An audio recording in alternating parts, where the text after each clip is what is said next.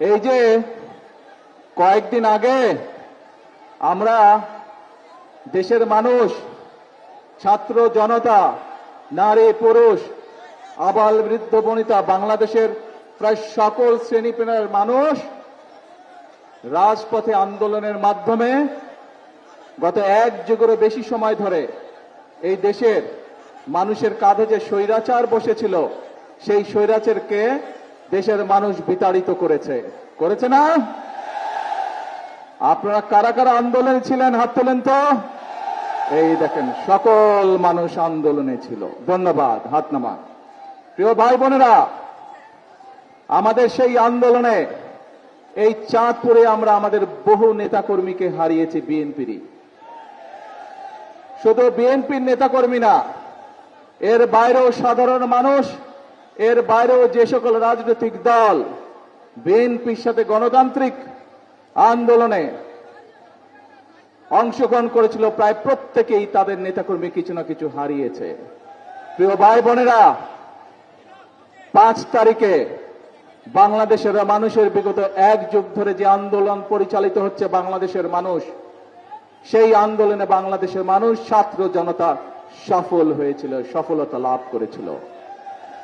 এখন প্রিয় ভাই বোনেরা, আমাদের একটি লক্ষ্য থাকতে হবে, আমাদের একটি উদ্দেশ্য থাকতে হবে। আমরা গণতান্ত্রিক অধিকার প্রতিষ্ঠার জন্য আন্দোলন করেছিলাম। আমরা বাংলাদেশের মানুষের রাজনৈতিক এবং অর্থনৈতিক ক্ষমতা প্রতিষ্ঠিত করার জন্য আন্দোলন করেছিলাম। আমরা এই দেশের মানুষের বাক স্বাধীনতা প্রতিষ্ঠিত করার জন্য আন্দোলন করেছিলাম। আল্লাহর রহমতে আমরা সেই আন্দোলনে, বাংলাদেশের জনগণ সেই আন্দোলনে সফল হয়েছে। এটি গেল একটি পর্ব, প্রথম পর্ব।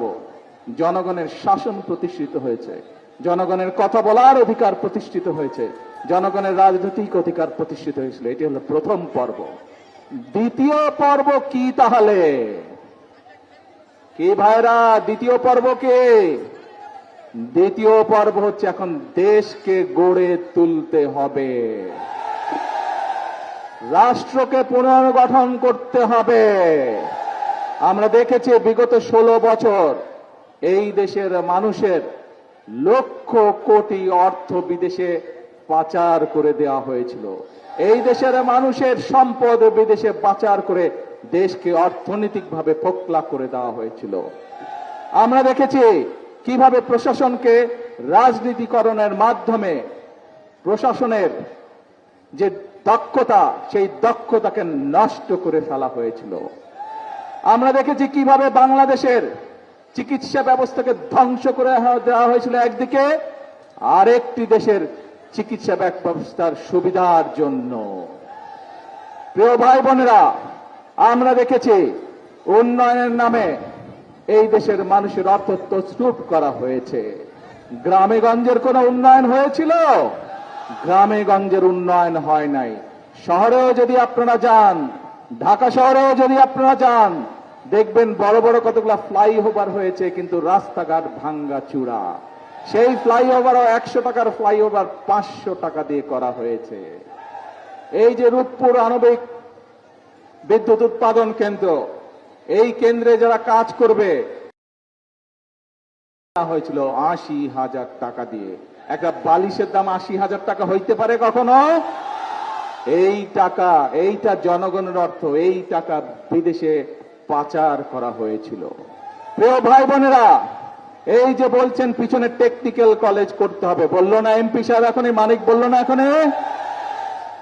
যদি উন্নয়নই হইতো তাহলে এই টেকনিক্যাল কলেজ কেন গত 1 যুগ ধরে হলো না?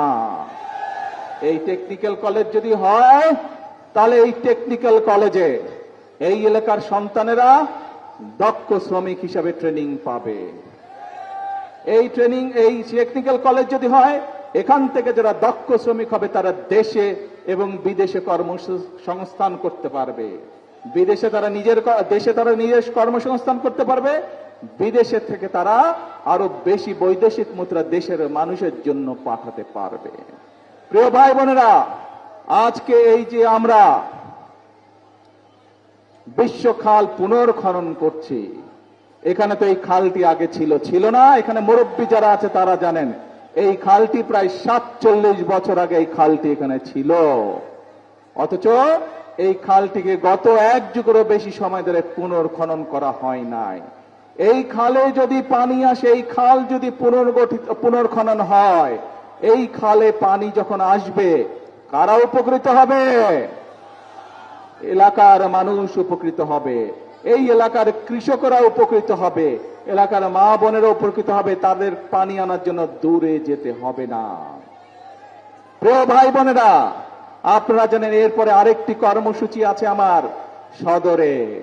সেই কর্মসূচি হলো ফ্যামিলি কার্ড আমরা দিব মায়েদের হাতে, আমাদের বোনেদের হাতে আমরা ফ্যামিলি কার্ড তুলে দিতে চাই। কেন এই ফ্যামিলি কার্ড তুলে দিতে চাই? আমরা একদিকে যেরকম আমাদের তরুণ ভাইদেরকে, তরুণ বোনদেরকে শিক্ষার ব্যবস্থা করে দিতে চাই, তাদেরকে টেকনিক্যাল কলেজের মাধ্যমে দক্ষ হিসাবে গড়ে তুলতে চাই, একই সাথে আমরা আমাদের মায়েদেরকে, আমাদের বোনদেরকে, যারা সংসার চালায় তাদেরকেও আমরা স্বাবলম্বী করে গড়ে তুলতে চাই অর্থনৈতিকভাবে। এবং সেই জন্যই আমরা বলেছি 12 তারিখে নির্বাচনের আগে যে বিএনপিকে যদি এই দেশের মানুষ নির্বাচিত করে, তাহলে আমরা ঘরে প্রত্যেকটি পরিবারের কাছে পর্যায়ক্রমিকভাবে ধীরে ধীরে আমরা ফ্যামিলি কার্ড পৌঁছে দিব। মনে আছে আপনাদের? সেই কাজ আমরা শুরু করেছি।